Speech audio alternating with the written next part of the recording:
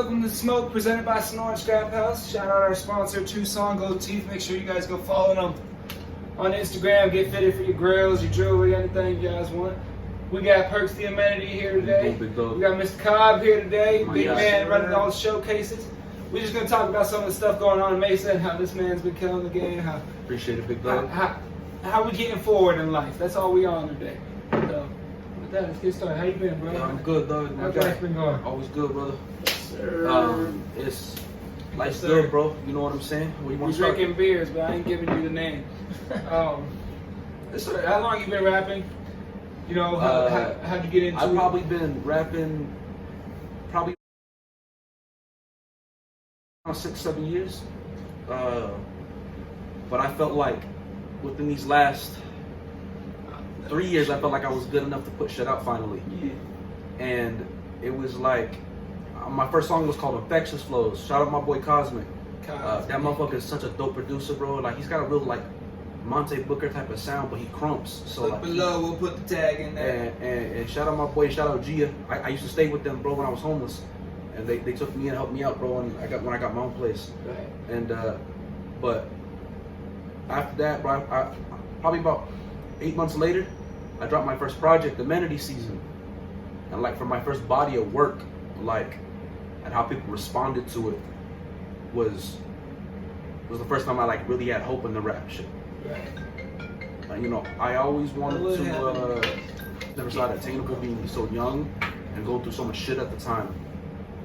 And like, and a lot of people don't understand. I've known this man for a long time. Like, since high school. We used to battle in high school, bro, at lunch and freestyle. We used to play ball together, you know, me, him and his brother, and like, it was crazy, bro. And now a lot of them dudes are either playing college or they doing something different now. And like, it's crazy, bro. Like, Dylan, what's up, man? Get by my camera, man.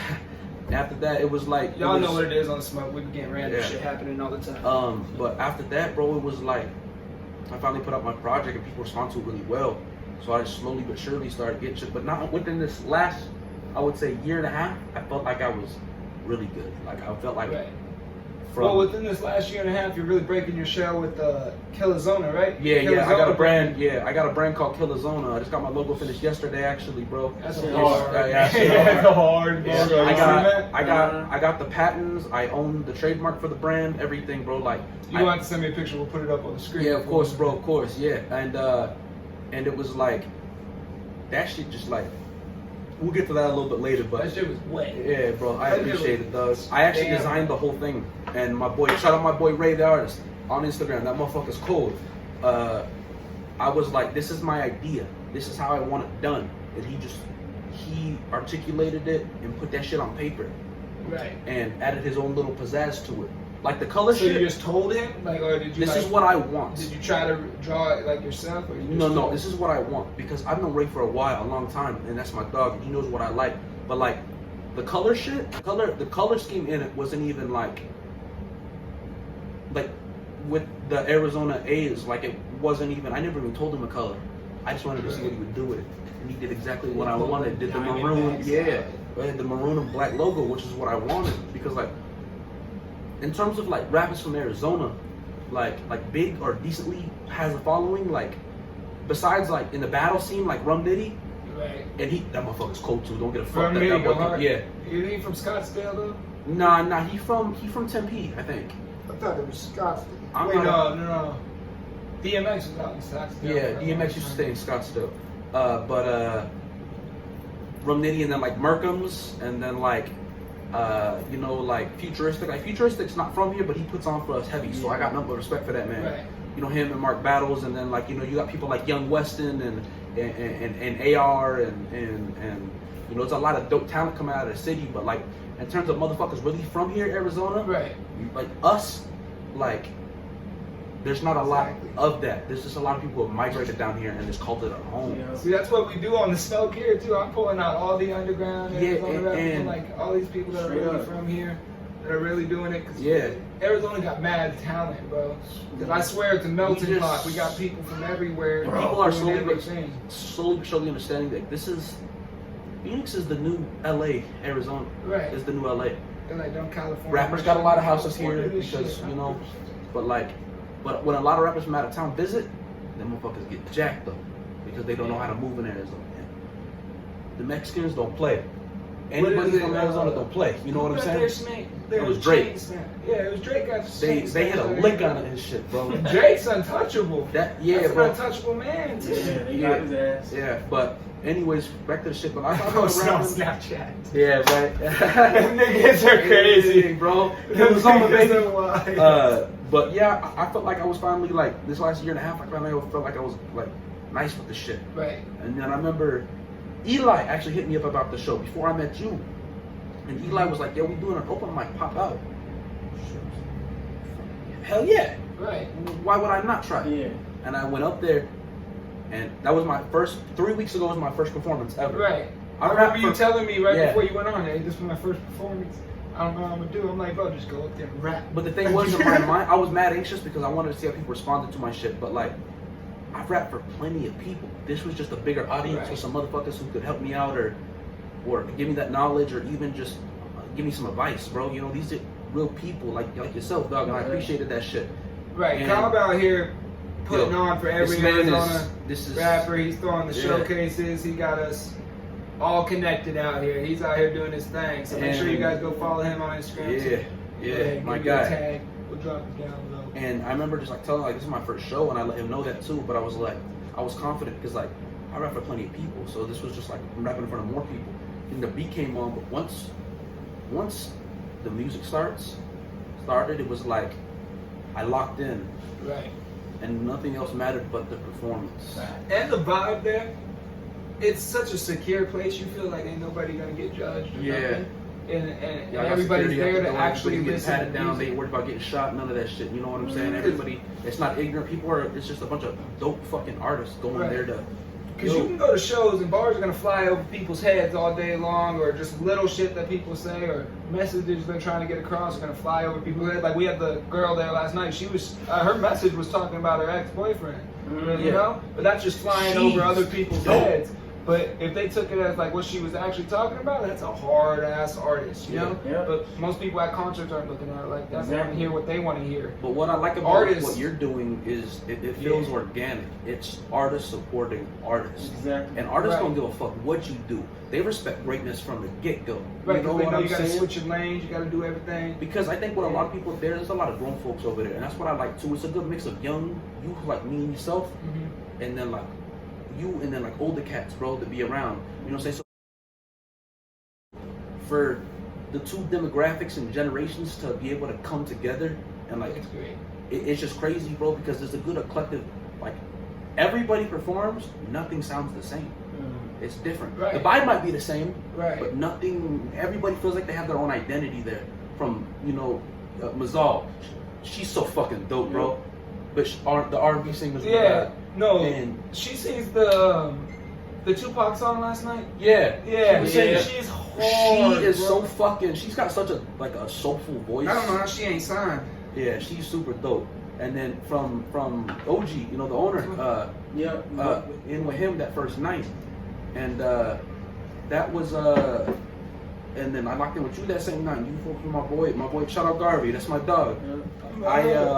After about 8 months, 9 months after I put out, I started putting out shit, and like my song that most people fuck with, Desert Beam, was the first song I ever performed. Cause that first one from the first week. Yeah, that song. That's my favorite song I've ever done because it felt like it was me, bro. Because like, motherfuckers really been through shit out here. Like, I was never a dope boy. I used to be a goon. Right. You know what I'm saying? The dope boys would call me when they had a fucking problem. Right. Because I always wasn't as tall as I am now, but I've always been a big dude.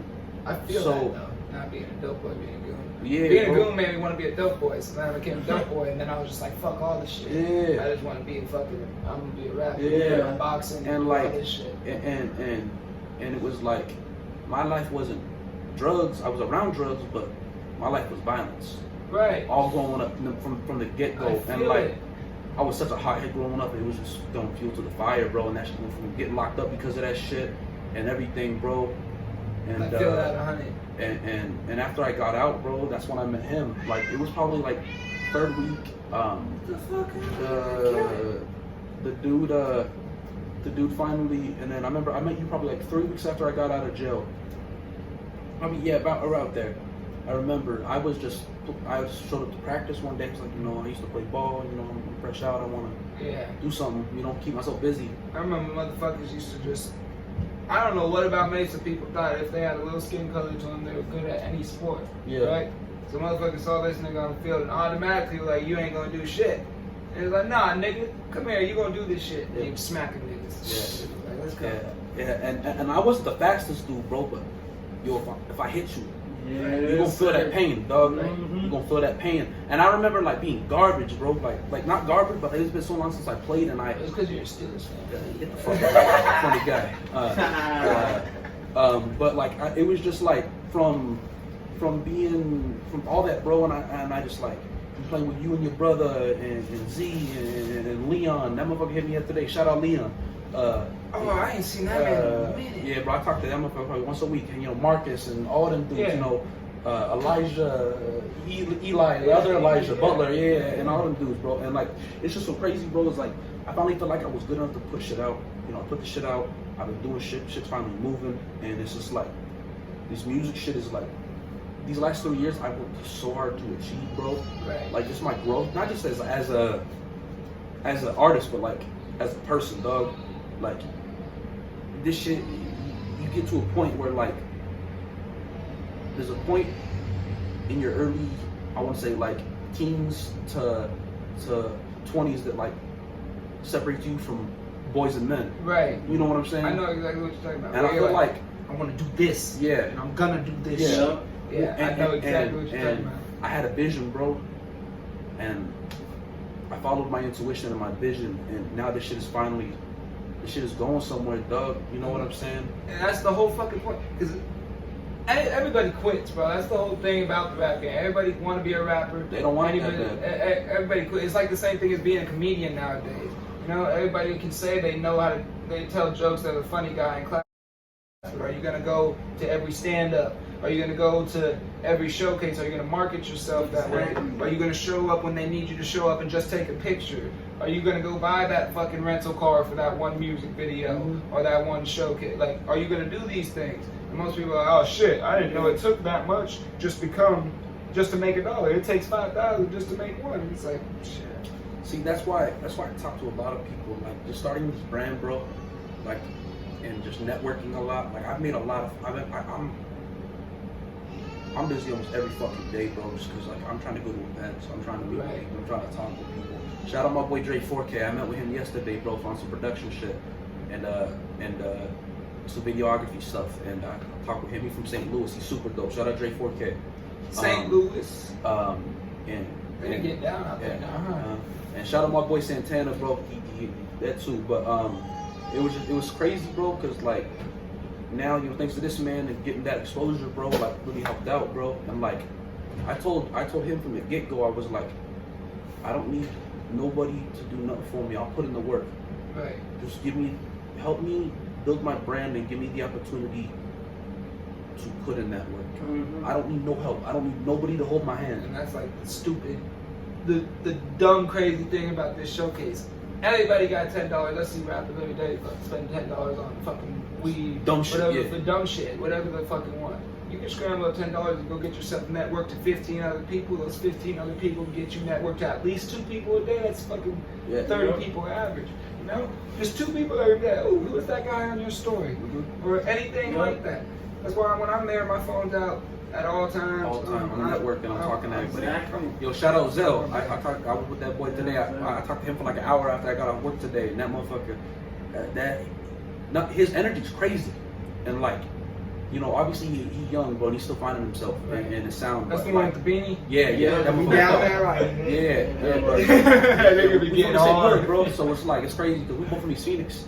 We both from the Perry Park area. Yeah, of course, dog. And it's just like.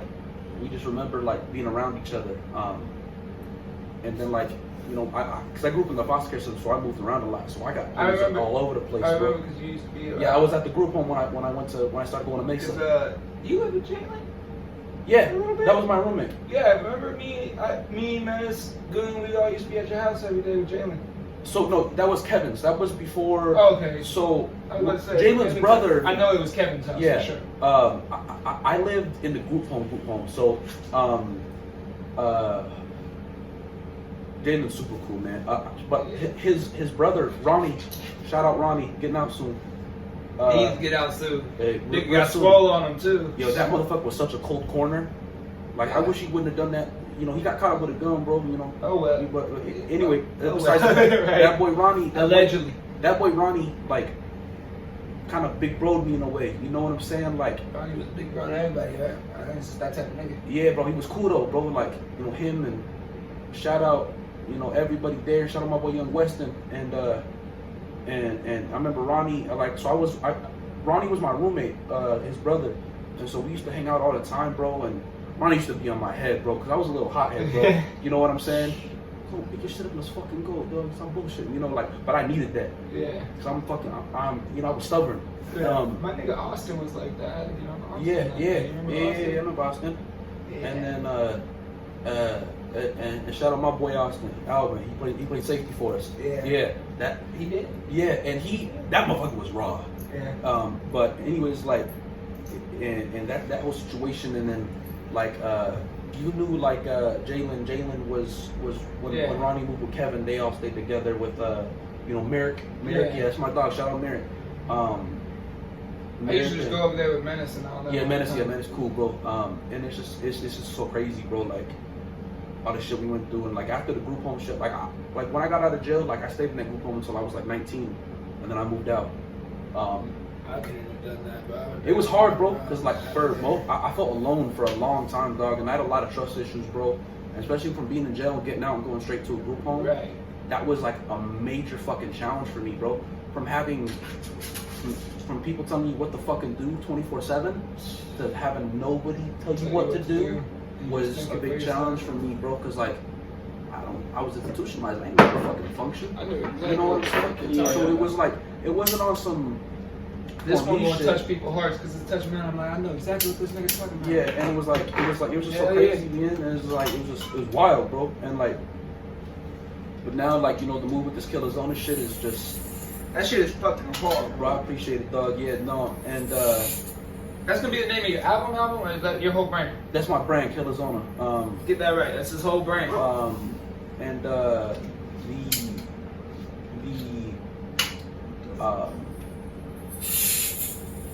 and with that, it's just like right now it's just networking. You know, I got the logo done. I got all the trademarks and the business. I wanted to get all the business side of shit done off the rip. That's the smartest way to do it. That way, I can completely focus on being creative with this shit. Mm-hmm.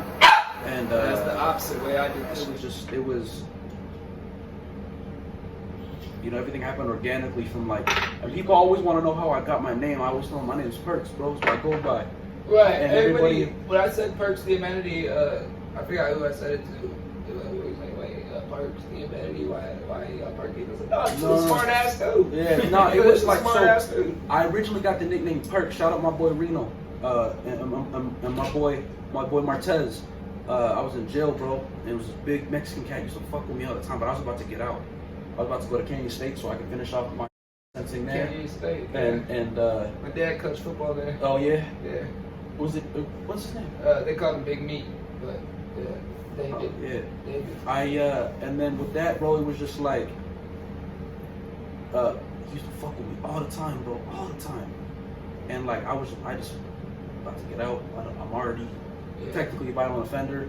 You know, if I complete this program, you know, my felony gets dropped to a misdemeanor at this point, and I'm just trying to do good, bro, because I see, you know what I'm saying? And eventually he put his hand. My thing is, talk all you want, but the minute you put your hands on me, I give a fuck about anything. But that's I'm coming to kill you, dog. On me, I can kill you. And he got too comfortable one day, and in jail there's like these tables with like these checkerboards on them, and they're heavy, bro, so you can't throw the shit. I know exactly what and like they have these like plastic chairs, like hospital chairs with sand in them, and they're like 50, 60 pounds. So like I just snapped, bro. I flipped the table, and I kicked the chair back, and I jumped over the table, and I hit him. Pow! Hard as I could, bro. I threw everything. I knew he was bigger than me, so I knew I had to land that first punch. And mind you, I'm 13, 14 at the time, And it's a big dude though. He probably 16, 17. He about to get transferred to prison. He got nothing to lose, bro. He's done for life. You know what I'm saying? Right. Murder charge. So you gonna do whatever the fuck you want to do. Yeah, bro. But I was for the longest. I just didn't let it bother me. And then one day he put his hands on me, and that's when I boom, slept him. Kind of like picked him up and pushed him into the wall. And like I remember my boy Martez yelling, "Yo, you knocked that boy out like some perks." And ever since then. That's It's the stuck, perfect bro. name. It's stuck. And That's the perfect name. Yo, Perk, like it's just what it's been from that point on. And then I was like, you know, when I was trying to get my artist name, I just went by Perk, but I was like, dog, I don't want to seem like some fucking goof, bro. Right. You know what I'm saying? Like I wanna Because your art is like logical shit. When Yeah. you get up there to rap, everybody's like, all right, what's this guy gonna spit? And then you get out there and the logic you spit, everybody's like, oh shit, let me start listening. Yeah. That's where the amenity come in. It's like, Well, let's start I to feel listen. like Let me start to fucking listen to Yeah, this guy. I This just guy feel said like some shit. Yep, I flow crazy too. It's Yeah. what the fuck. yeah, I appreciate it, man. Seriously, it means a lot to me, bro. Because I work on this rap shit every day. Whether it's Right. listening, studying the game, like I listen to music every day, from breaking down song structure to flow patterns to cadences to the way they use vowel structure to everything, bro. Like with this rap, I'm the type of person, bro. When I truthfully fuck with something, and this is what I want to do, I want to know everything there is about it. Right. Because I want to be the best at it. Because I'm competitive. Right. That's why I'm like, I don't got no favorite rapper. And I got rappers I like. a lot of I wanna rappers be the like- best. Yeah, like I want to be, you know, I want to be considered one of the greats one day. Because I remember I'm a big J fan, big Ho fan, Right. and off that Magna Carta album, you know, all that song "Fuck Up the World," he was like, "Don't be good, my dog, be great. After the government cheese, we will stay. We used to live in the condos, and now we own the estate." And he said, "Don't be good, be great." And I remember I used to work at Chili's, bro, and I used to walk to work, and I used to just bump shit, and I was still making music at the time too. Right. Like this was like probably 2 years ago, like right when I got my place, and I remember just listening to that shit like, "Don't be good, be great," and that shit really stuck with me. Yeah. I said, "Fuck, I'm not gonna be good. I'm gonna See, be when great." music can do that for you, though, that's the lane you need to be in. If it can do that for you. I want to talk a little bit about this the showcase we've been doing, and you know, just get your tags in. I want to get so we can get more artists out there. I want everybody out there. I want people to peep it. I meant to ask you, am I able to go live in that bitch? Because if we go live in that bitch, I can announce it right now. We'll do an episode of The Smoke from that bitch. I really don't care because we can smoke in there. So I'm all willing to get the whole performance on The Smoke. Yeah, bro. I got my videographer too. We can work with you. You know what I'm saying? You know what I'm saying? So, yeah. First of all, yeah. Shout out to y'all for sure. Let me dab y'all up getting busy with the. You know what I'm saying? Hell yeah. I'm Cobby the gang. You know what I'm saying? So started these showcases. Man, one day, you know my sister Mazal. Yeah, shout out she's to so Mazal. fucking dope. Singer. She's a singer. Great and singer. Yeah, we actually from Israel. I'm born and raised in Israel, small ass town Really? in Israel. Promised land. Yep. And moved out here because I got a scholarship for football. You know what I'm saying? So I was able to go to ASU, study business, and I was like management. So my sister was always doing music, and all my family back home, they do music. So, you know what I'm saying? I'm studying business, I can get into management. I came out here and I got like some popularity, you know what I'm saying? With the football stuff, so I started throwing parties and promoting for clubs. Right.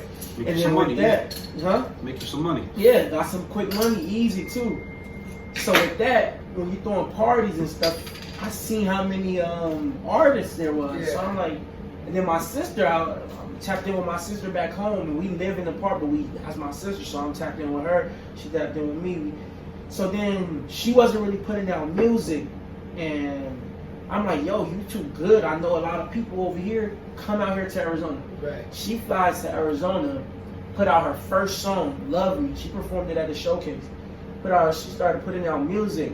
Everybody was loving that shit. Oh, that Love Me song was her song? Yeah. I straight thought that was It was That shit is so she tough, sampled bro. it and she did a little remix, but she put it in her own way. You know what I'm saying? So I don't be listening and singing much, but when that girl started singing, I was like, oh shit, this girl can sing. She's got a This fucking girl crazy can sing. voice, bro. And I mean, like, I always thought the girls that have her tone of voice were auto-tuned or something. Nope. I always thought they were that type. She got it. She I got was it. like, oh shit. She's so nice with the shit, I bro. didn't even know it. I was like, I didn't even know people can actually sing like that. Like, Yeah. it makes me think like The Weeknd. I wonder if he can actually sing like that now, because she get like to the Dave Loaf type fucking live too. She no auto-tune, no editing. She give she her did a that mic. too. She did that Tupac the other night. I was like, oh my god, she's hit. Man. So yeah, she came out here, started working on some music, and I was like, yo, you know what I'm saying? Because people would try to get my homies to try to get me on the song, because we be freestyling. You know how you get with your homies, you freestyling, and I start freestyling. They're like, yo, Cobb, do this song with me, and I'm like, okay, I'm on the song. But all my friends, my brother's also a rapper, my sister sings. So I was like, you know what? I'm gonna step back from being an artist myself, and I'm gonna start the managing process. Right, which take a big boy move anyways. That's a big boy move. Exactly. Like, being You gotta be intelligent for that shit. I know a lot of niggas that sit there and freestyle and think they hard as fuck, and they gonna be like, I'm gonna be a rapper to the death of me. But they are well connected, but they ain't a good rapper. Yeah, you know, straight up. So fuck it. So I took that route, and I'm like, wait, all the puzzles fit in the right place too, because I study business. You know what I'm saying? I throw parties, so I'm well connected. Plus, I know a bunch of artists. Right. My sister's an artist, my brother's an artist, one of my closest friends is an artist. So I'm like, no yo. shit, you spit hard too, though. We heard you freestyle. You can rap, dog. Don't be fucking even be like, it's yeah. all good. This nigga over here like, yeah, rap, no. You can rap.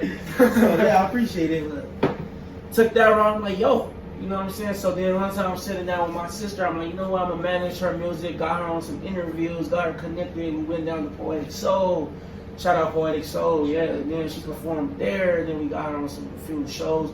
And then I'm like, yo, how many other artists can I do this? Help her, Right. like I helped her. How many other artists can I do this for? So I'm like, you know what? Let's put this showcase together. And it's kind of my sister. It was kind of her idea. She was the one like, yo, we should do this showcase. Wow, put rappers on, singers, songwriters, all of these people. So I was like, you know what? Yeah, put a flyer together. And at first, because I throw parties. I promote for clubs, and with parties, you see, it's just sometimes it be drama. Sometimes people come up, they get jealous, as females, whatever. So it's drama, shootings happen. Yeah. So I was kind of a motherfucker like me in the background. Yeah. So I was there, and I'm like, which this is the safest event I've ever been into. Yeah. They wave down the artist. The artist getting waved down. Mm-hmm. I came up with security the first night, and he had his piece on him and everything. And they waved him down. I was like, and he was tripping. I was like, nah, nigga, put the gun away. They gonna wave down everybody. Put the gun away. It's gonna be fine. Yeah. It's like, it's gonna be lit. That's what I had to do too. I had to put my shit back in my car. Yeah, I'm like, this shit gonna be lit. Nobody got a gun. Exactly. We safe. It's good vibes. So yeah, with me throwing parties though, it's my first time doing a showcase like this. So I'm like, is it gonna be drama? Blah blah blah. Yeah. That first showcase came, the vibe, the energy was just dope. Everybody was just like loving everybody. Nobody was judging nobody. Like there's it was one thing dope. about Arizona. People don't hate on each other out here as much as much as other states. I wouldn't Other say states, that, but they be yeah. Other states they be hating on each other hard. Every other creator in every other state. I don't know, but that showcase, and then when that vibe, when I got that right there, I was like, you know what? That's what I'm gonna do. I was like, at first, $10 a song, you know what I'm saying? Shit, I wasn't trying to make no money off these artists. Building a brand. Exactly. Now I see this, I'm like, you know what? That's what I want to do. I'm helping artists. I was already well connected. Let's get the motherfuckers that ain't really being heard a chance to be heard. And then it just went up from there. First week was popping, second week was popping, third, every week it just rose and rose and rose. You know what I'm saying? So last night was last night, right? Yeah. Shit, my night. Mondays be going by all this fucking So, baby all the time. But last night was popping too. I had to slide out that bitch with my dad. Brother had to go get his daughter, but shit. The number one thing about that is I love that I could talk to the crowd right in front of me. You know, like, they right here, and I can just be like, yo. I know y'all trying to hear something. This is what y'all trying to hear. I'm about to show y'all this. Because I got many different types of music where I got like Juice WRLD type songs. I got rap, West Coast. It's like, I'm going to show y'all this tonight. So bear with me. And if you don't like this one, if I don't get the reactions out of y'all for this one, I ain't going to drop that shit. Yep. That's why, like, I remember last week when we did it, I did my song I haven't dropped. It's called Kill the Zona. That's the intro to the album. And I like my East Coast shit. I like my grimy fucking goon dope boy rap shit, lyrical shit, you know? Like, I'm a big Griselda fan. Griselda is like my biggest inspiration. What's Like Benny the Butcher, Conway the Machine. Them motherfuckers is raw, and like I love that production style. And like I remember like the beat came on, like, and it was just like not only is the beat hip hop, but it's modern. It's like a boom bap drum with a production of a modern song. Like you walking down the street and just bopping in your head. But like even the thing is too is even the young cats who fuck with it too, because young cats like that bumpy shit. There's still plenty of people who like the crap, but like, you know what's popping really right now is that bumpy shit. Right. But like I'm liking that Mozzie type shit. People love that shit. That Mozzie type shit. Because like a lot of young cats, I would say nowadays, not as much. It's not like a bad thing, but it's not great either. They don't really. They just want to vibe. They don't really want. Eventually, when they get older, they'll get into the message. Right. You know what I'm saying?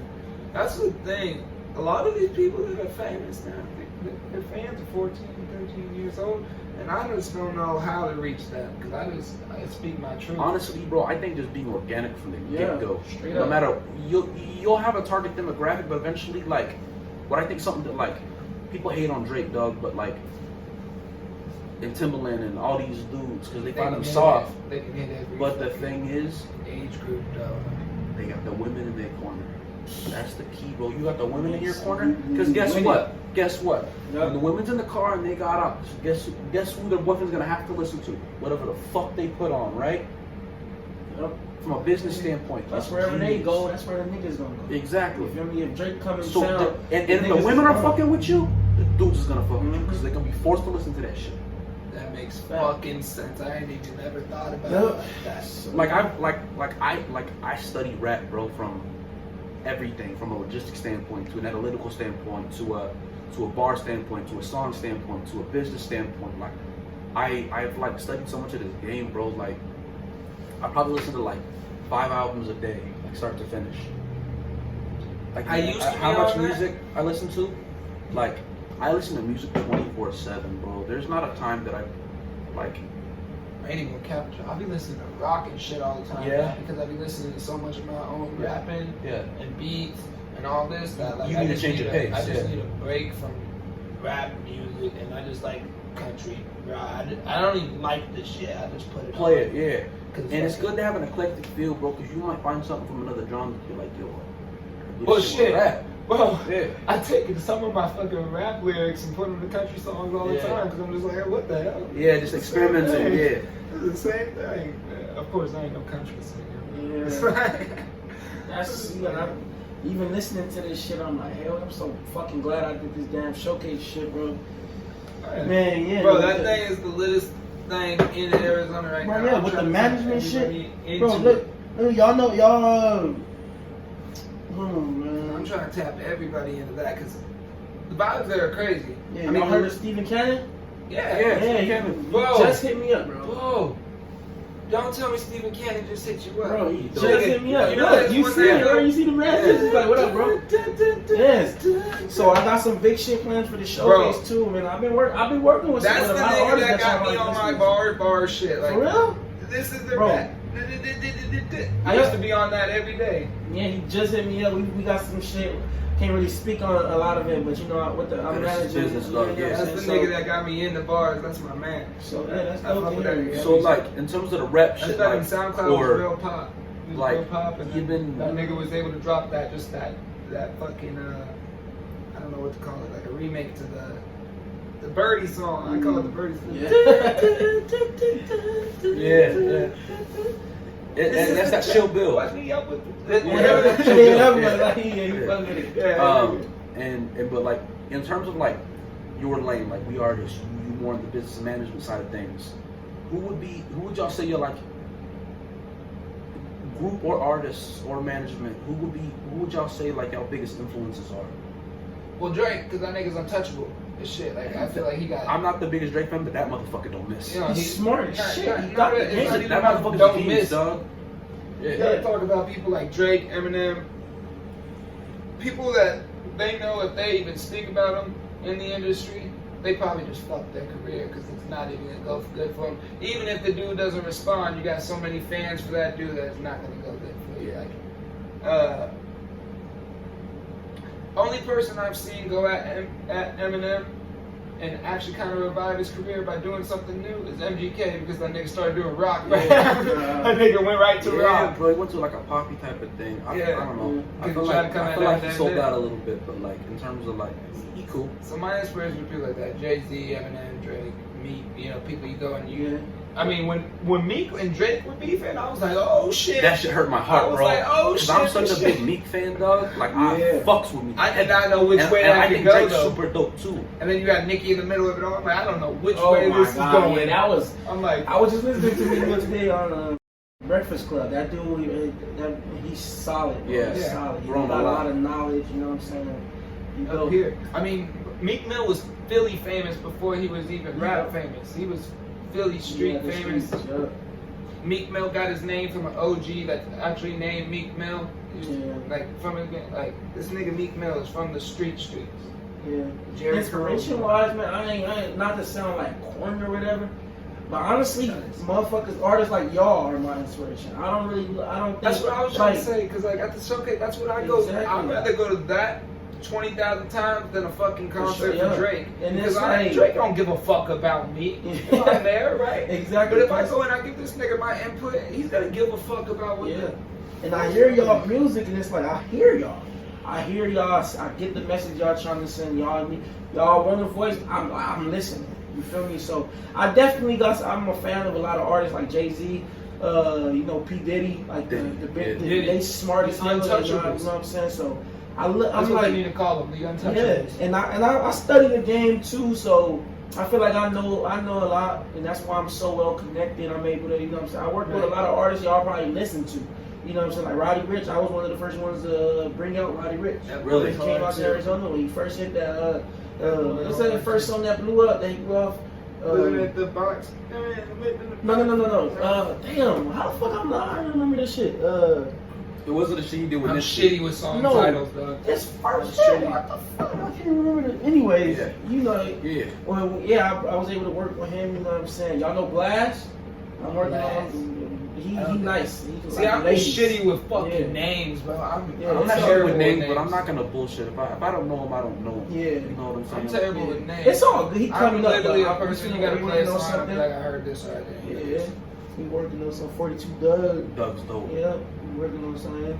So yeah, I definitely study the game, trying to move the right way, you know what I'm saying? All while helping other artists, trying to, you know what I'm saying? I definitely, especially in Arizona, man, we gotta put this shit on the map, man. We gonna all do it. I really got it's after that first showcase, I knew it. I'm like, yo, these motherfuckers is cold, bro. If we think of Arizona, it's diverse. It's like we got it all. We got what it takes now. We just gotta put eyes on it. That's what I'm saying. Arizona got people from everywhere just here. They just either came here for college and got stuck here, or they were born here, or they moved here, or anything. But they all different parts of the world are here. And like, and now the marketing part coming. Now we just need everybody just to stick together. Yeah. But it's hard to get everybody to stick together in the bitch. But I think in terms of inspiration, like Griselda's number one. Like just everything they do, bro. I remember hearing Benny Butcher's 97 Hove, bro. I was born in 84, but I'm like 97 Hove. When playing them off a brick, I cooked on 97 stoves. I've heard them niggas. You think it's that? Yeah, I'm gonna stay. Yeah, them motherfuckers is crazy, bro. And then like, I say Jay-Z's like one of my fucking. I got the Black Album of the Blueprint one on my wall. That motherfucker's a genius. That motherfucker is just. I study on the business side of things. I really study him in the bar side of things. Solid man. Yeah. You know what I'm saying? Y'all all love. You like to help people. You know what I'm saying? So I love that in people. When you're not selfish, never bash Beyonce after they divorce and shit. Yeah. And then like Pusha T's one of my favorites, bro, of all time. That motherfucker's raw shit. Pusha. King Pusha's anonymous with Kingpin. Chessboard on your checkerboard. King him. Like, you like a rapper. You do study it. Yeah. And like Push, bro. You know, Meek. Niggas gotta respect that shit that you studied to get in this art. Yeah, and you know, Biggie. I'm a big Biggie fan. Love Biggie. Biggie is. Yep. If I listen to Biggie. I fucked up the other night and confused the fucking Tupac beat with a Biggie. I corrected you too. I felt offended, bro. I was like, don't fuck. Yeah, but like, Biggie, like, 10 Crack Commandments is one of the realest shit I've ever Got on heard. my head for that. When he said, family and money don't mix and two dicks. Find yourself in serious shit. Yeah. Like, They say you used to go off the top, like motherfucker. yeah, and then like for him to say that and like that whole shit, bro, like that's real, bro. Like that whole shit's real. And then like Biggie, I'd say Woo's up there for sure. I'm a big King Los fan too. That motherfucker is lyrically inclined, bro. Okay. Like to be honest, bro, there's not a lot of motherfuckers who can touch that pen, bro. His pen is immaculate. There's this one nigga right now that's real hard, and I think everybody sleep on him. It's this nigga Briss. His name is Briss. I never heard of him, bro. I'll check him out though.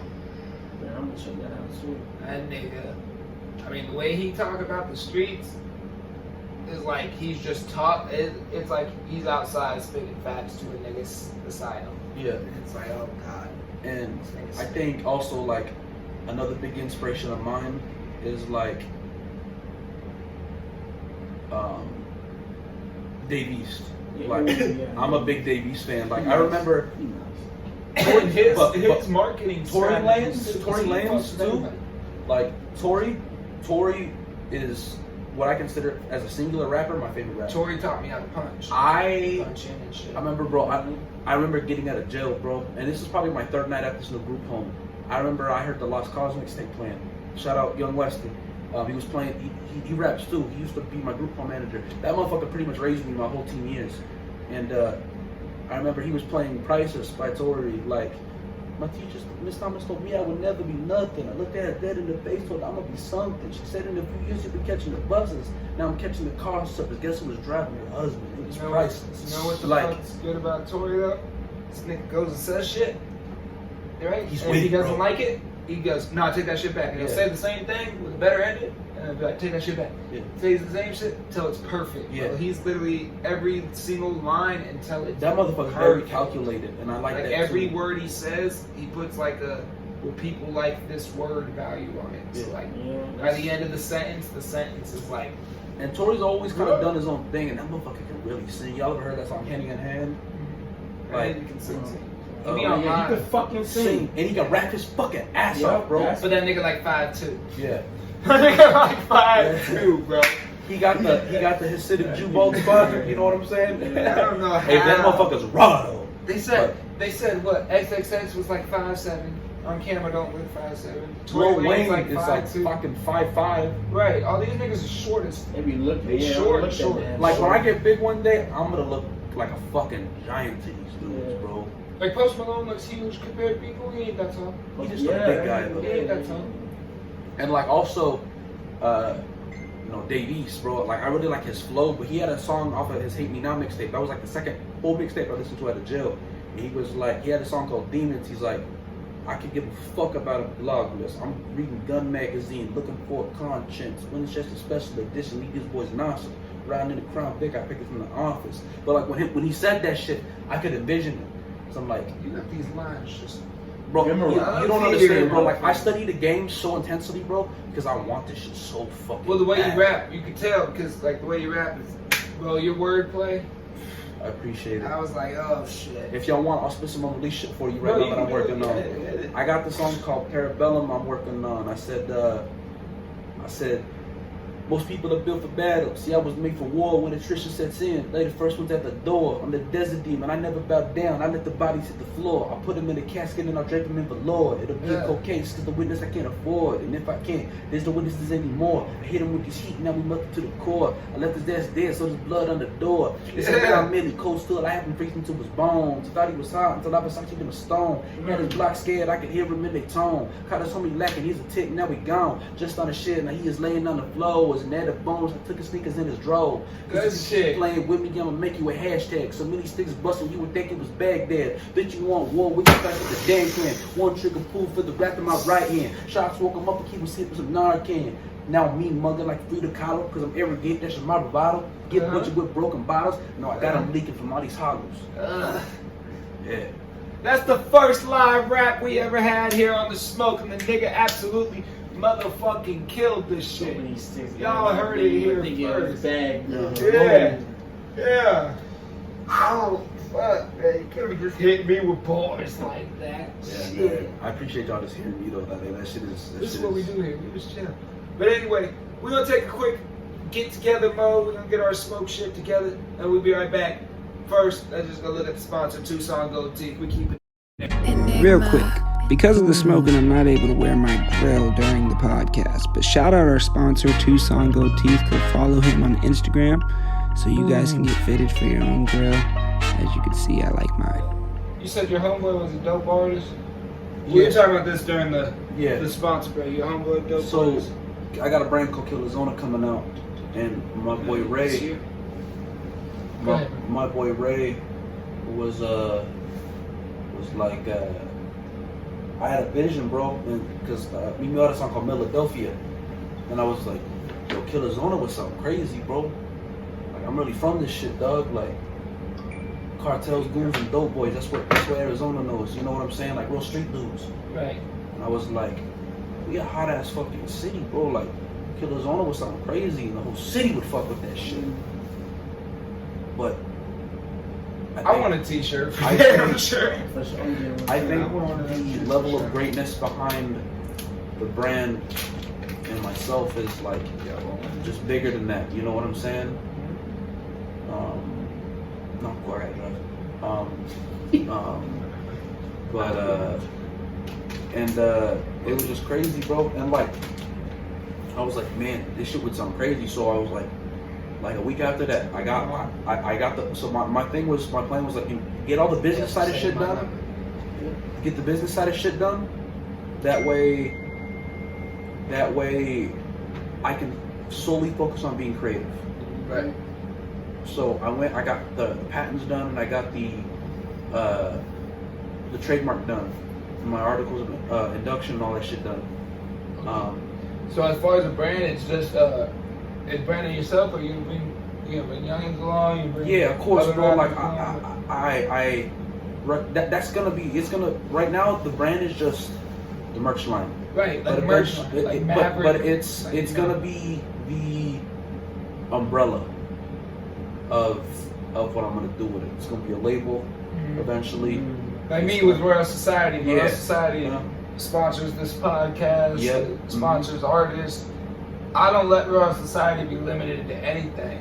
Like one of my things for a label that's really fucking inspirational. It's not even a music label yet, but I believe one day they'll become like Barstool Sports. Y'all ever heard of that shit? Yeah. Them motherfuckers do everything, bro. You just gotta make it up off the top of your head, and these people do it.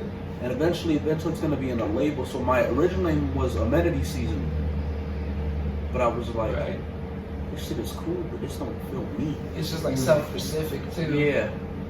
And I got all the business that shit done, and I designed the whole logo, like in terms of the idea behind it. Everything from the K being an AK, to the I being a bullet, to the L's being pistols, from the A's being Arizona A's, Right. from the O being a crosshair. Like everything was my vision. And I shout out Ray the Artist. That's my dog. Ray Hall on Facebook.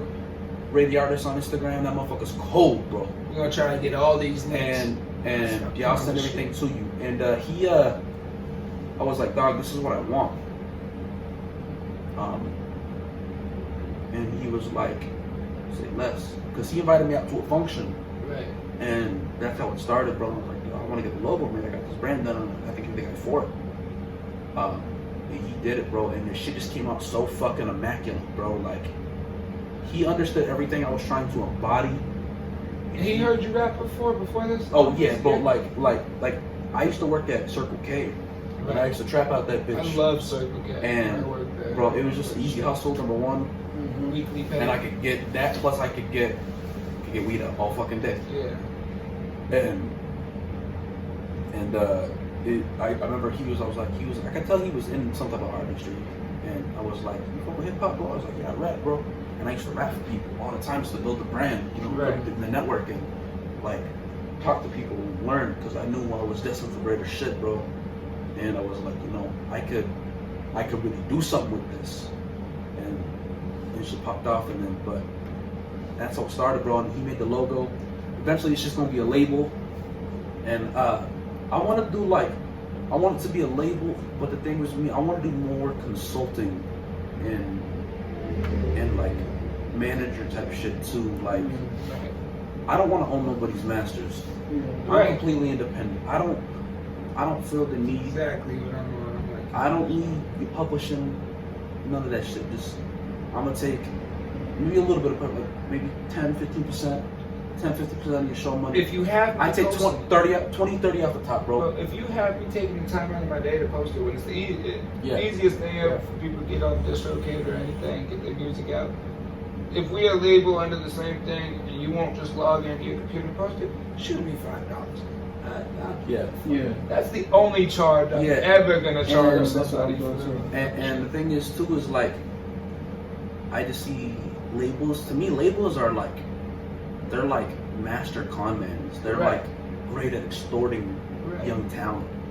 But labels do get you hooked up with. Yeah, they do, bro. But at a price, at a big price. At a big price. You could take the time and really push your shit independently and be a fucking boss, That's bro. the new wave. Nipsey, Jay, fucking. Do that, though. That is the new wave with all these new apps. They got the, what is it called? The Rap Chat. They got BeatStars, all that shit. Yeah. United Kingdom, United Masters, yeah, they got all these shits now. The new wave is to go independent because these labels. You don't need labels anymore. Yeah, these labels fuck you. It's kind of like and the be UFC your own fighters fucking boss. Like, you don't need no promoter. Be your own fucking boss. That's just be your own fucking boss. But like, I always knew that I wanted to be a businessman. I didn't find the business yet, and like I always wanted to be. I never wanted to work for nobody. I was like, fuck that, I'm putting in this work. I see my mom and my uncles and everybody, they make good money now, bro, but I feel like I just see people's greatness, and I see people what they could be. I see their potential, and I'm like, why are you fucking bullshitting, dog? And I feel like me, as a homie, as a friend, I feel like I'm a scumbag if I don't tell you you could be doing better, dog. I'm the same way, and I feel like a lot of motherfuckers. Nah, it's call me a straight answer for that. I've been talking. I kicked this nigga out of my house last week and told him, listen, nigga, you could completely take control of your own life, nigga. You a dick, bro. You supposed to be looking at. Nah, they'll wake up and they'll be like, damn, that's the best thing that ever happened to me. Just listen to the stories. People got to start them stories all the time. Oh, I was doing this and he did. At first, I wasn't fucking with it, but now I'm so grateful he did that. So it's a sacrifice. You gotta take whatever he's saying about your friend now, and then you're gonna realize like, thank you. Nigga, you're a child. Yeah. Childish shit. That's child. And I just see like too is like, you know, they making good money shit now, but now it's like, I see what people could be, but like I said, I feel like a scumbag. Like recently, I talked with one of my books. Shout out Tez. He produced half of this new project I'm working on. From Detroit, Cold. Tez for the win, Monta on Instagram, and I was talking to him yesterday, bro, and I was like, dog, I feel like most people find me arrogant, not because I be acting like I'm cocky, and I know that, but like at the same time, I'm the most down to earth fucking person, and like I believe in myself. You know what I'm saying? I'm confident, bro, and it's not and like. I feel like a lot of people mistake my passion for arrogance. That same shit happened like, in this last I fuck with you so heavy, bro. Just, I know you don't like what I got to say, but you will fucking thank me later, bro. And that's why I'm not very good with women. I'm good at talking to women, but I can't have relationships with women because I'm too fucking honest. And they don't want to hear that shit, bro. You know what I'm saying? And it's not all, bro. It's not all women. But it's like a lot of women that I was fucking with a chick recently. Beautiful, had all the qualities I wanted, but you know what? I'm too damn fucking honest, and that shit fucked a lot of shit up for me. You know what I'm saying? So it was like, it was one of those things, and like, and bro, like you said, I've been writing R&B recently, cause like, bro, like I've never had an opportunity to get with a woman, dog. Like I've been so working on myself or in jail, like I didn't have time for that shit, bro. And now that I'm around artists and women fucking with me, this shit is new to me, bro. I ain't no fucking faggot, I ain't none of that shit, bro. It's like I've been through a lot of shit, bro. And like I've always had, and I look back in high school, I used to hang out with a lot of women, bro. But I was too blind to see Mm-hmm. You know what I'm saying? You play the nice guy. It's not even that, bro. I know how to talk, and I'm good at talking to women. Right. But like anything past that, it's like It's no man's uncomfortable. land, bro. Yeah, bro. Because I don't trust. I know exactly. I don't trust a lot of people, bro. And like, besides my boys, bro.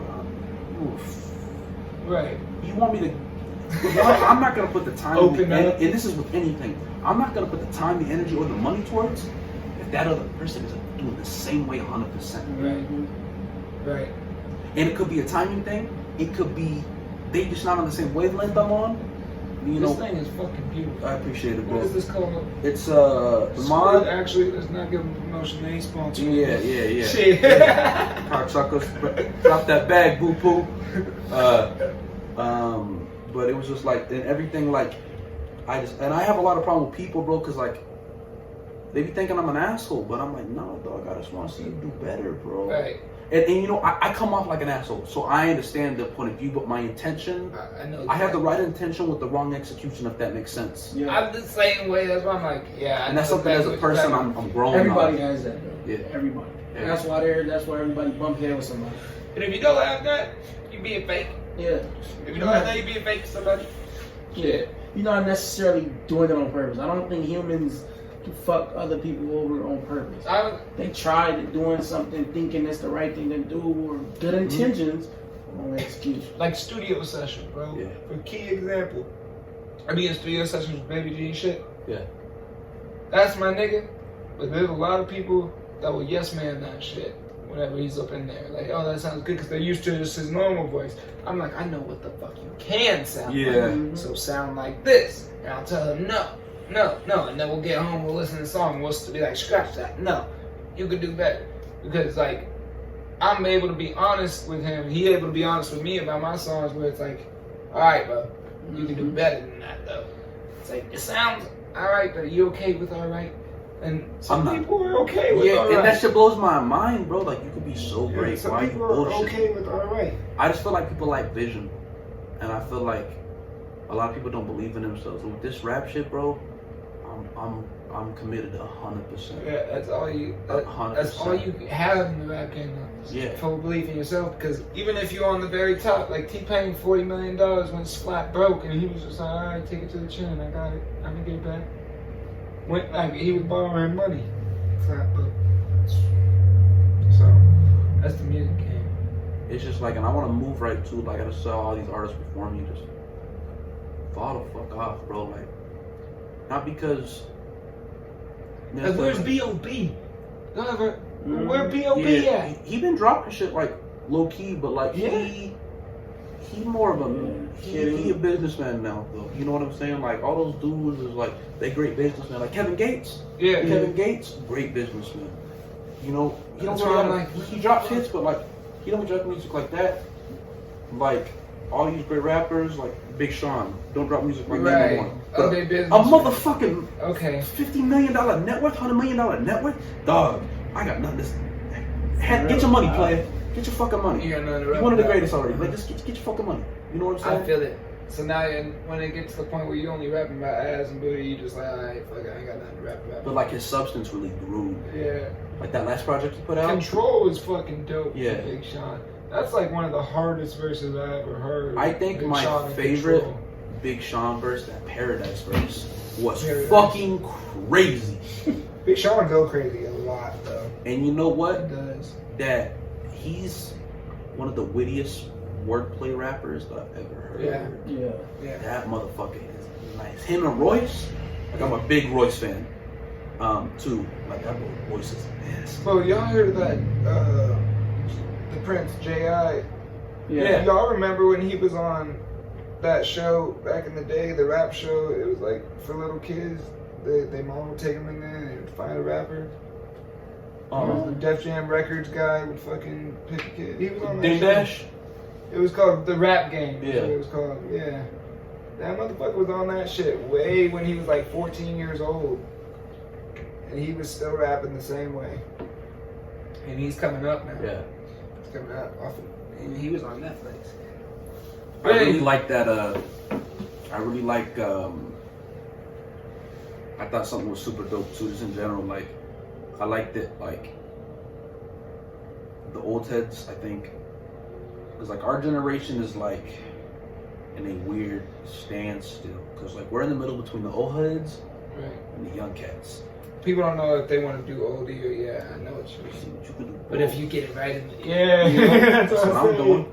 You Not get only it right are in my the beats middle. banging, but I can rap my fucking ass off, bro. Right. And that's my goal. There's nobody who can look me in my face with a straight face and tell me you can't rap. Right. Bugging the fuck out, I'll slap the piss out of you, bro. Right. You know what I'm saying? Tell him, You know what I'm saying? straight up, Yes, sir. ain't nothing wrong with that. Ain't Yeah, nothing wrong there's with that nothing, because bro. it's facts. But- now, if you was sitting up here capping, then I'm like, yo, but nigga, we heard Yeah, you, we yeah. see you perform, Yeah, so nigga, yeah. talk your shit, bro. Yeah, That's what I'm yeah, saying. All yeah, about yeah, that. yeah, You don't tell me too, that. bro. Yeah. You Don't too. tell me that. You feel me? And I like, get what you I'm mean. just tired of fucking being humble, dog. I was the I'm quiet, you nowhere. I was the quiet big guy for so long, bro. Mhm. And then I was like, cause I feel like for so long I was the quiet big guy. You remember, I didn't really talk, bro, Right. in high school, but I was cool with people. Everybody knew me. You used to just rap, bro. Like, you'd be Yeah. quiet as hell and then bust out and rap about him. Yeah. Oh, shit, like this nigga. Yeah. Like, came And in. like, Nigga done hurt my feelings a couple times. people older than him and Kyler used to fucking kill me, bro. And Yeah, then I got to- nice as fuck, bro. I used to I have a kill rule. Kyler. You will never beat me but one time. And if you beat me that one time, I will kill you so hard that next time that you will never want to face me I again. used to hop in them bitches and hop out real fast. Yeah, and take off. and but like it was That's like, kind of dope though. Y'all get that shit together in high school, bro. Yeah, bro. That ain't that's unheard of nowadays, bro. yeah. But like That's we dope. some real hip hop kids, bro. Like no matter what, we were always around shit. Like I remember like I remember the first memory that stood out to me that I fell in love with rap, bro. My mom was always a hustler, bro. And like, you know, I grew up mostly in the foster care system, but for a little bit I stayed with my mom. And like, she had like a lime green Chrysler 300 when they came out. I was around a lot of fuck shit when I was young. Anyways, I remember, I'm talking 06, 07, I'm talking CD era. She puts in Get Rich or Die Trying. That's the hardest one. And I remember her skipping through the song Many Men. That's And what I just remember said. being like Many 6 or men. 7, bro. 50, boy. And I was like, that nigga. I was like, Wish that I remember hearing that, you know, many men wish that the Yeah. blood of my dog, and I can see. And mind you, I'm 6 or 7, bro, and I'm like, I don't know what the fuck this is or who this is, but this shit is so great. And I was like, that was the first like major album I listened to from start to finish. And like, I think my mom used to bump a lot of East Coast New York shit. Right. Because half my family's from the South, half my family's from the East. Those movies. And Those and movies, yo. I remember my mom used to bump a lot of East Coast shit. You know, like I remember my mom used to bump a lot of 50, a lot of M, a lot of Lloyd. I don't know if y'all heard that new Lloyd Banks album. But that shit is probably my favorite album of Lloyd Banks? 2021. That Yeah, shit is, of course, inevitable. Anyways, sidetrack. But I remember just hearing that shit like go crazy, and I'm like, ever since that day I've been falling in love with rap, bro. I've listened to rap since I was like 6, 7 years old, bro, and like I was weird because like I grew up in like early 2000s, 90 shit. Cause I was born in '99. I'm only 22, Right. but like he was just like all that shit, bro, was just so crazy to me. That niggas were able to go through that. Just Yeah, well, just like obviously the quality, because them motherfuckers are goats now. They on the Mount Rushmore of rap, bro. You know what I'm saying? Oh, they got that rap group now called what's it called? Rushmore. It's fucking Rushmore? Ice Cube. Yeah. All that motherfuckers. Yeah. And like I remember just hearing that shit. I remember like hearing like the Mount encore. Westmore. That's what it's I called. remember hearing Mount M, the encore, and hearing Jay-Z and him on Renegade. I was like, I don't understand none of this, but I know this shit is raw, bro. I remember hearing it just like, And then you listen now and you're like, I get it. yo, these motherfuckers is nuts, bro. And like, it's crazy because like I remember my mom bumping like the Black Album. I got the Black Album on my wall at home. Hove, big J fan, big Hove fan. You know, I fuck with that whole Rock Nation movement, bro. Right. From Beanie Siegel to Memphis Bleak. I'm a big Nori fan. Nori Capone, CNN. Like I'm a big I fuck with Pun. I fuck with and I fuck with a lot of New York rap too, like Griselda. You know, Bodega Bams. I fuck with that whole drill scene. Cause to me, New York drill is fucking genius. A Chicago melody with a UK drum. Yeah. Raw. Yeah. Raw. Yeah. Those UK drums be going hard, bro. And like even now, bro, like I have an idea for a project when I blow up a little bit. I want to call it Foreign for Foreign, and I want to do all. I listen to a lot of foreign rap too. Right. I can't understand half this shit, dog. I have to genius the lyrics. I have to look that shit up, put it in Google Translate. Yeah. But like, I listen to a lot of like French rap, German rap, like The Mexican lady. Mexicans too, Latin rap. See, the thing about Latin music, because we're from Arizona, dog. Right. Half the demographic here is Mexican. Right. And like, I can only take fucking reggaeton so long before I'm like, I can't listen to this shit no more. It's not dissing it. It's just reggaeton will never evolve because that's what reggaeton is. That's why I'm the same way. I mean, first catchy, but that's alright. I'm not dissing it, bro, but it's like and like same thing with like Mexican music. Yeah. Maybe it's a language barrier thing. Maybe because I'm just sick of hearing it. Maybe because I listen to it all the fucking time. I wonder what they're actually saying though. And they probably They probably saying some cold ass shit. They said Despacito. That nigga was spitting out some dirty ass shit. Right? Like even to the crib. Yeah. Anyways, I could care less, but them motherfuckers is making bank because there's so many countries that speak Spanish. Yeah. Anyways,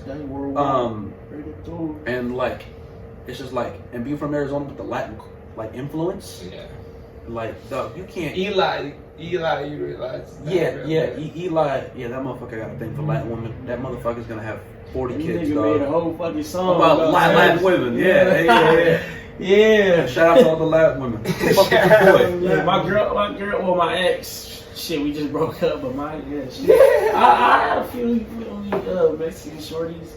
I'm a lady, man. I'm not Mexican. I get the ladies, bro. I know. And man, some of it do be cloud chasing. Like these girls just hit me up. They on the way to the spot. This shorty just hit me up. So y'all got the party to go to.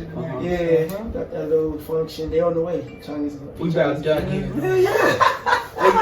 you know, I got a PhD, right? Yeah. No, I got a PhD in macology. The Mac and Yeah, Mac and that hoes, bro. You know, I got a slogan.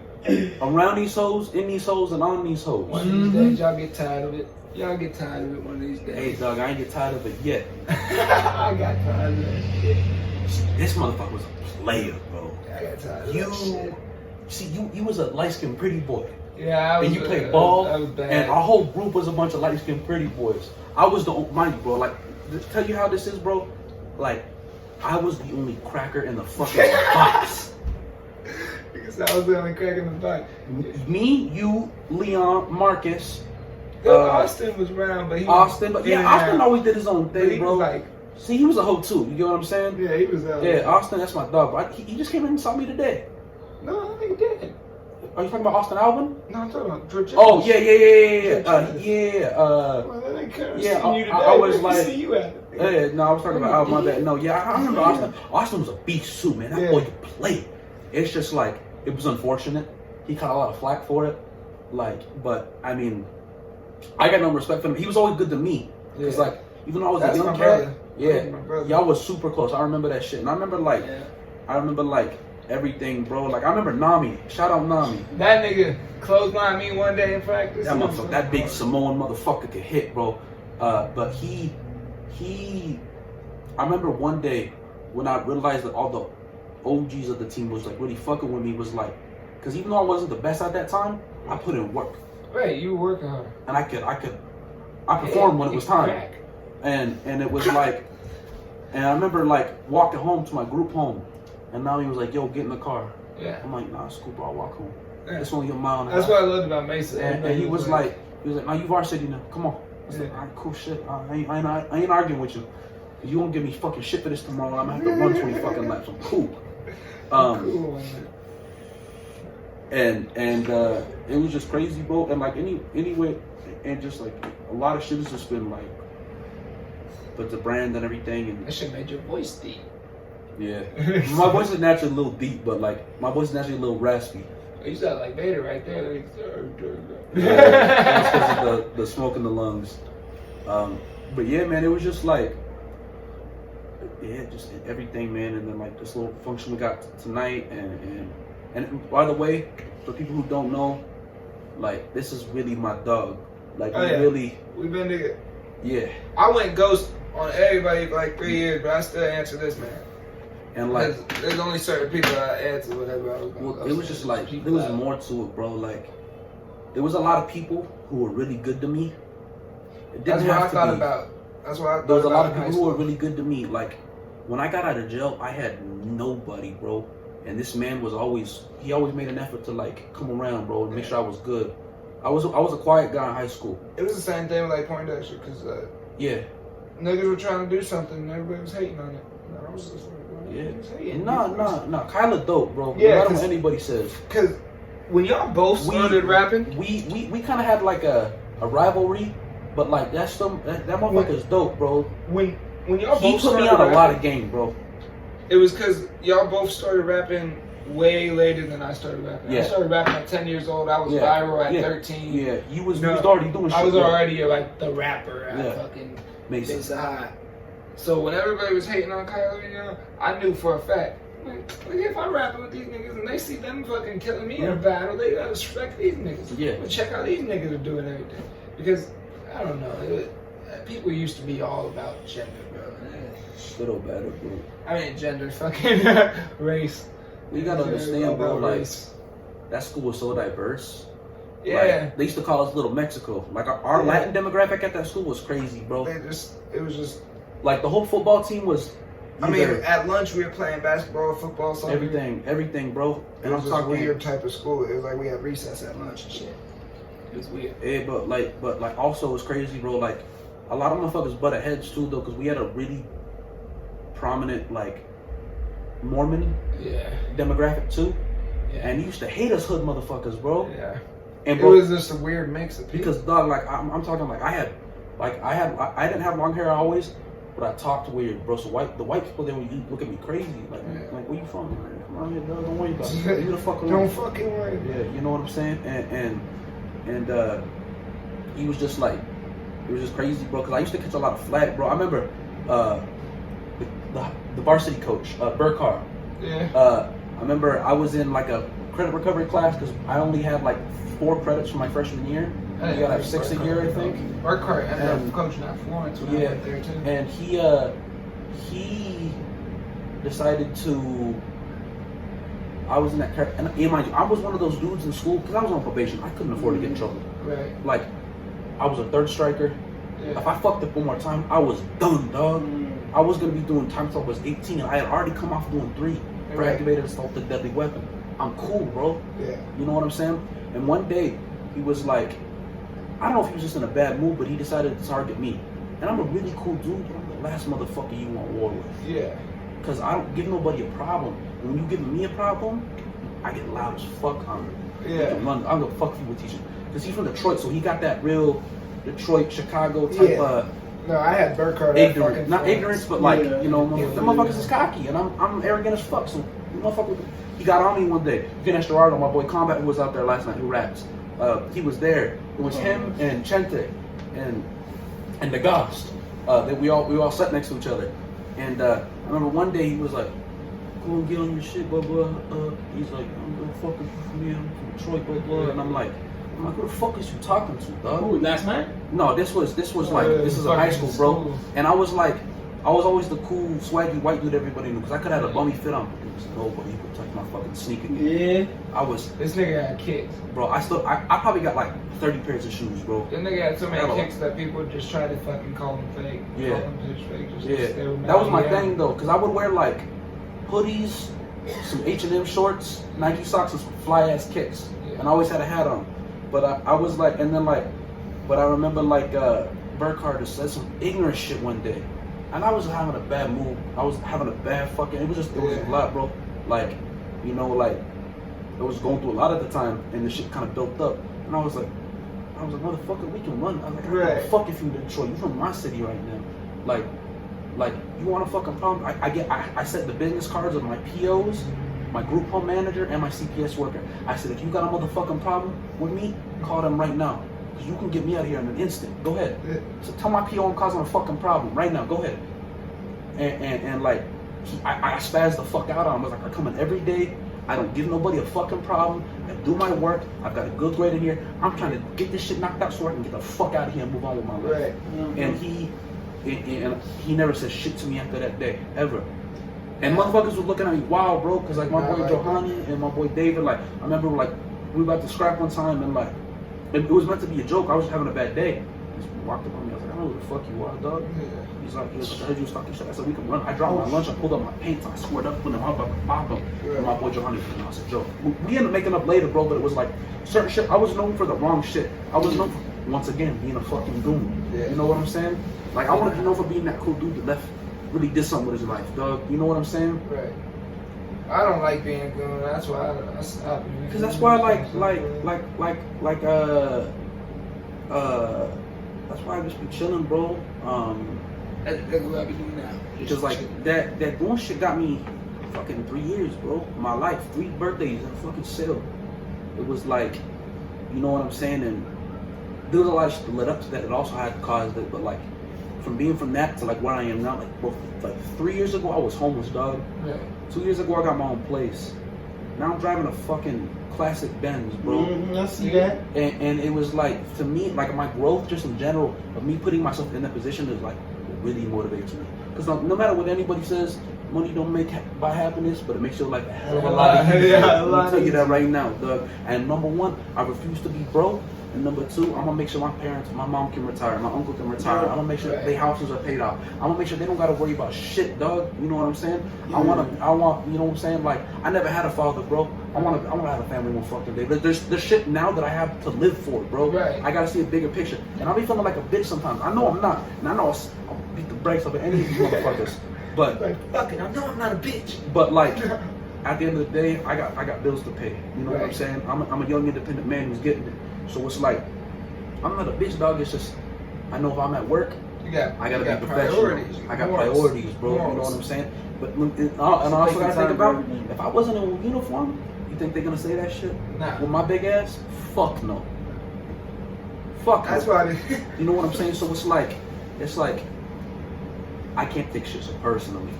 That's one thing I had to work on, and I'm doing better with it now. But it's like, just the growth in general, Doug. And like from doing this shit with y'all now, like doing this podcast now and doing the showcases every week with old boy. Shout out to him for giving us a fucking platform to do something on, and him helping manage the shit and managing me and everything. I just want to say I thank y'all, man. Seriously, bro. Like, cause I've been pushing for this shit for so long, Doug, and I've been working to execute this shit and getting the knowledge. You be here every week. Every week, dog. We can run it, bro. Of course, man. And like, I'm just glad that we did this and everything, bro. Like, shit is just, man. This shit is. We're gonna wrap up tonight's episode though, for sure, because you just had it on the perfect spot. Nobody ever said thank you to me before. Hey, man. No, I appreciate you, dog. Seriously. But no, I appreciate you for coming through. Yeah, bro. I appreciate you. Super. Thank you, bro. And all the showcases and everything. Tap in with the showcases every next Thursday. Every We live. We live next Yes, sir. Thursday. On the smoke. We putting that here now. Make sure you guys go check out Tucson Gold Teeth one more time. Check out Perks the Amenity. Instagram, YouTube, SoundCloud. Plug your shit. Make sure Call with 3Bs 20 on Instagram. I didn't, you know what I'm saying? My Instagram be real busy, but I'm working, so hit me. Let's get it. Alrighty, y'all. Y'all have a great night.